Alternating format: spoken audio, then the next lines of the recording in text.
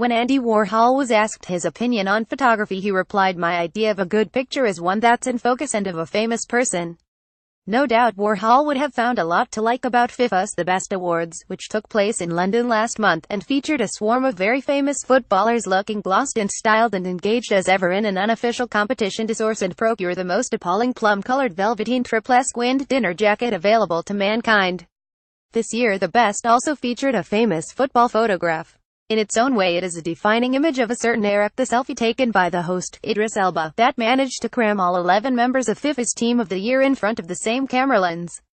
Looking at that picture, various thoughts occur immediately. Firstly, from Neymar to Gianluigi Buffon, this is clearly a very decent era for top-level footballers. Secondly, nobody puts Cristiano in the corner. Hell, smile for now, but there will be consequences, and this isn't over. Thirdly, none of them play in the Premier League or are likely to in the near future. And finally, quite a few of those bedded-in megastars are pretty old these days. The last two of these, taken together, are significant.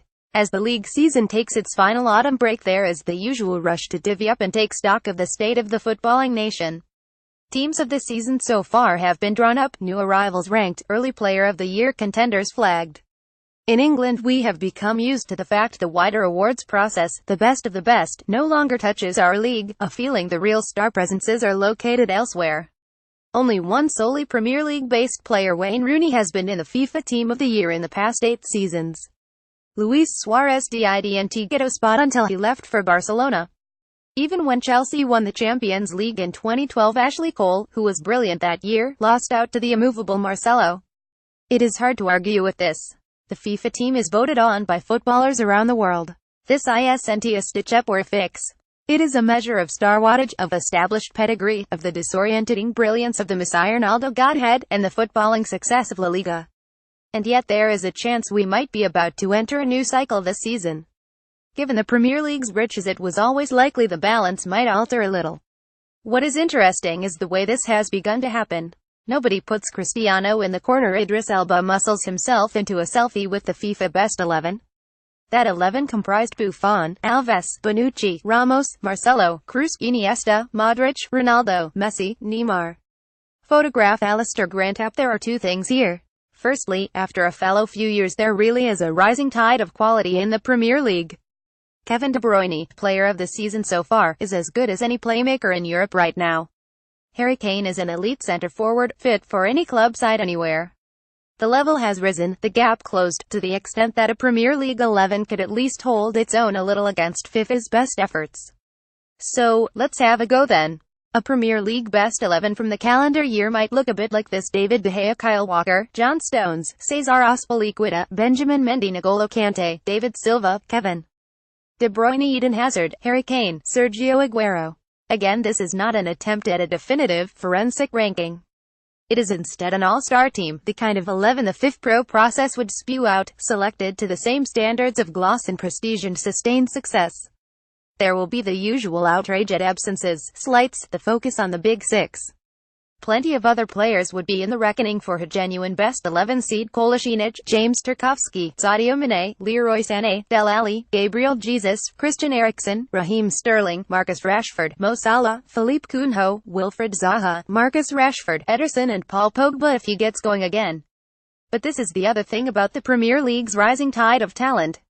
The best players are almost exclusively younger players, certainly compared to the Elba selfie crew, whose average age is 32.